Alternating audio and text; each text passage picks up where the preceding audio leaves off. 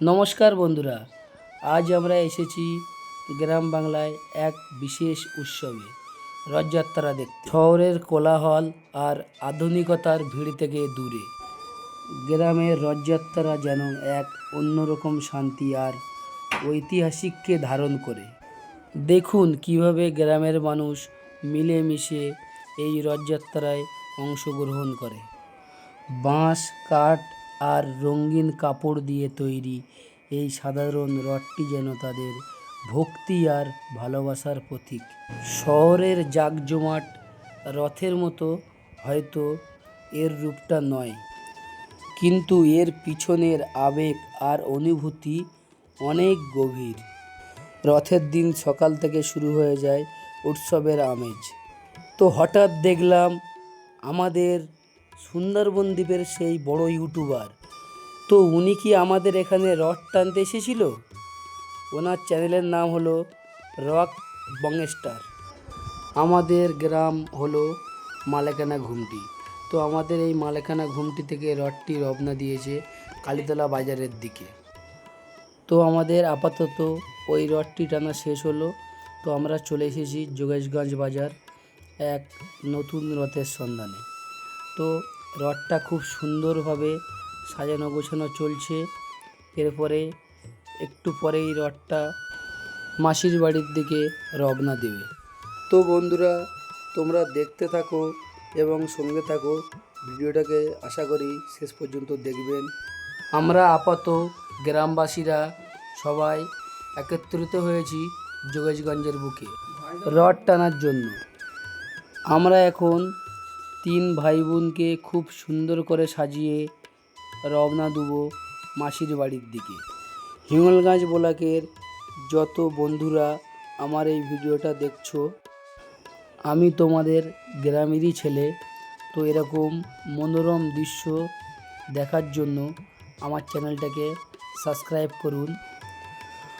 আস্তে আস্তে একে একে মানুষ এখানে একত্রিত হচ্ছে এবং ভিড় জমাচ্ছে। আমাদের রথ সাজানো প্রায় সম্পূর্ণ হতে চলেছে।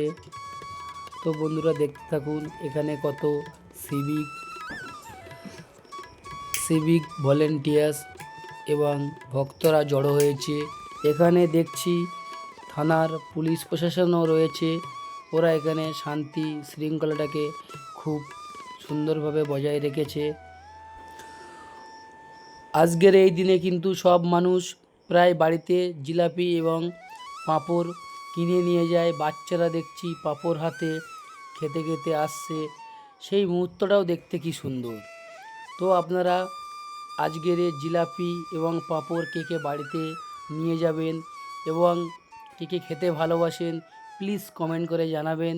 আমাকেও জিলাপি এবং পাঁপড় খেতে খুব সুন্দর লাগে। এই রথের দিনটা তো আমি পাঁপড় আর জিলাপি খাবই। এখানে গ্রামের পরিবেশটাও খুব সুন্দর।